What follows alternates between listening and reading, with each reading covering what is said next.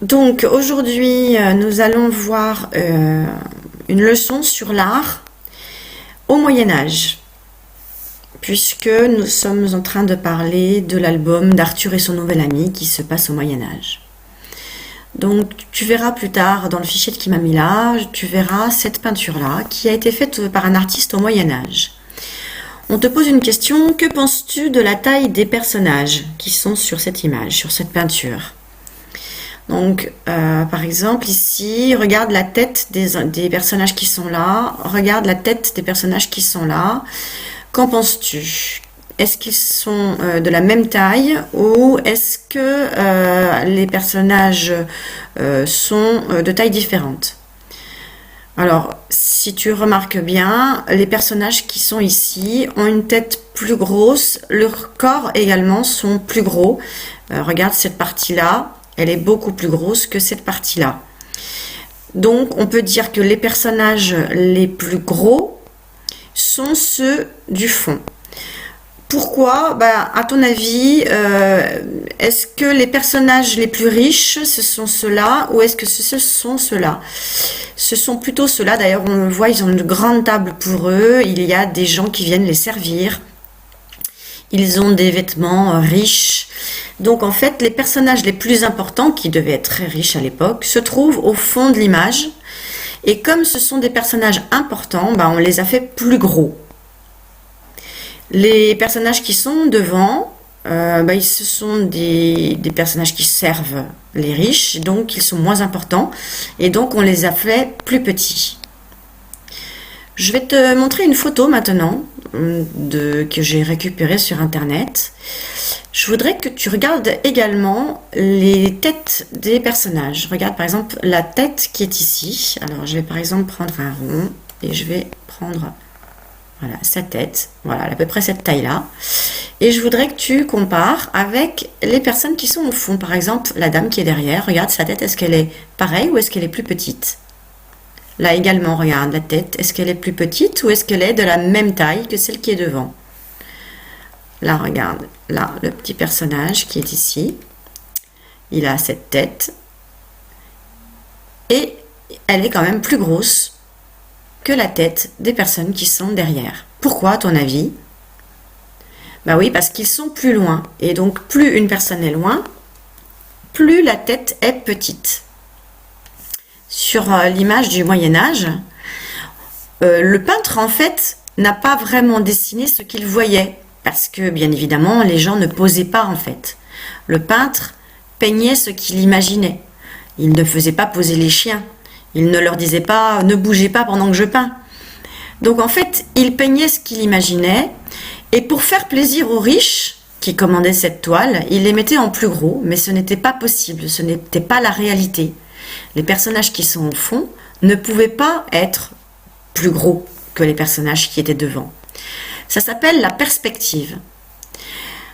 Plus les années ont passé, plus les peintres ont essayé de peindre la réalité. Et donc, ils se sont aidés de ce phénomène qui s'appelle donc la perspective. Pour faire la perspective, ils se sont aidés de lignes. Ici, dans cette peinture, on voit des personnages et regarde au premier plan, les personnages sont plus gros que les personnages qui sont au fond. Le peintre a réussi à faire la réalité. Pareil, les fenêtres qui sont là sont beaucoup plus petites que les fenêtres qui sont devant. Comment a-t-il fait pour que l'on ait l'impression que cette image est une photo? Il s'est servi de lignes.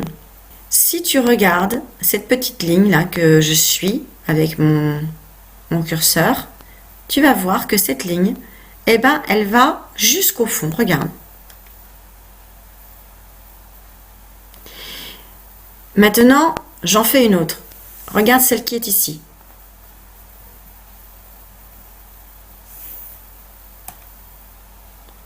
Maintenant, j'en fais une autre. Celle qui est ici.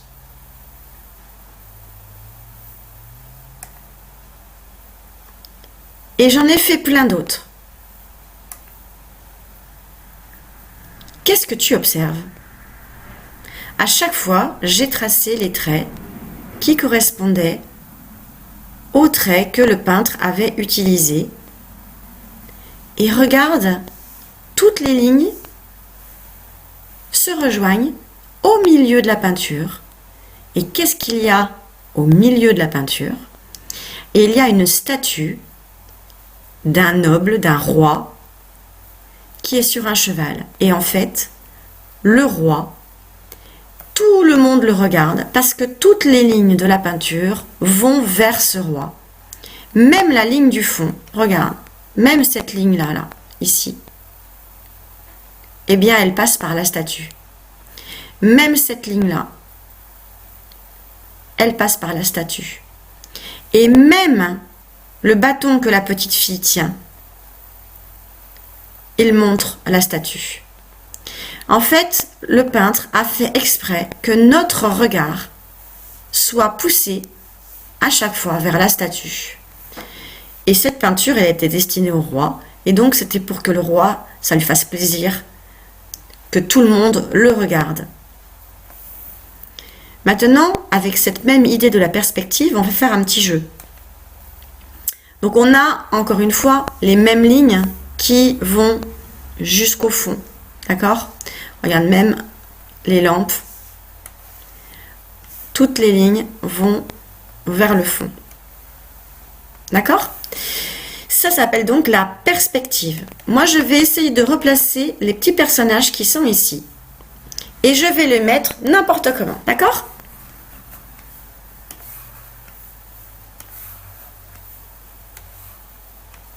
Voilà. Est-ce que cette image te semble possible? Est-ce que c'est possible que dans la rue, tu vois des choses comme ça? Non, ce n'est pas possible.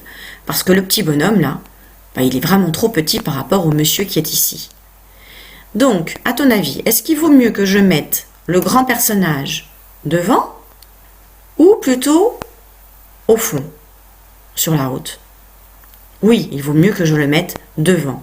Parce que, comme sur la photo tout à l'heure, si on est devant, on est plus grand. Et puis, au contraire, le tout petit personnage, je vais le mettre au fond, comme s'il était très loin. Après lui, je vais le mettre un petit peu devant. Et là, la petite dame à côté. Et là, regarde, c'est tout à fait possible que l'on voit une image comme ça. On a l'impression, en fait, qu'ils sont très loin les uns des autres, qu'ils sont placés sur la route et qu'ils marchent les uns derrière les autres.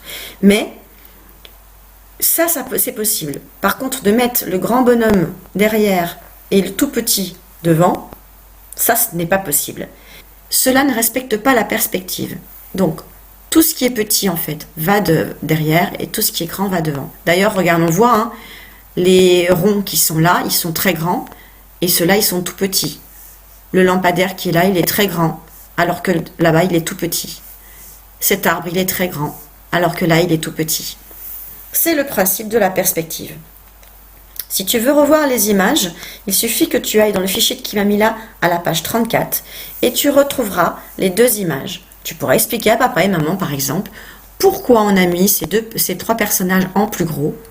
C'est parce que le peintre, à l'époque, il voulait faire plaisir aux riches, mais il ne peignait pas la réalité. Et plus on a avancé dans le temps, plus les peintres ont peint la réalité et ils se sont aidés du principe de la perspective pour faire comme si c'était vrai. C'est ce qui est marqué ici. Au Moyen-Âge, les peintres ne savaient pas utiliser les règles de la perspective.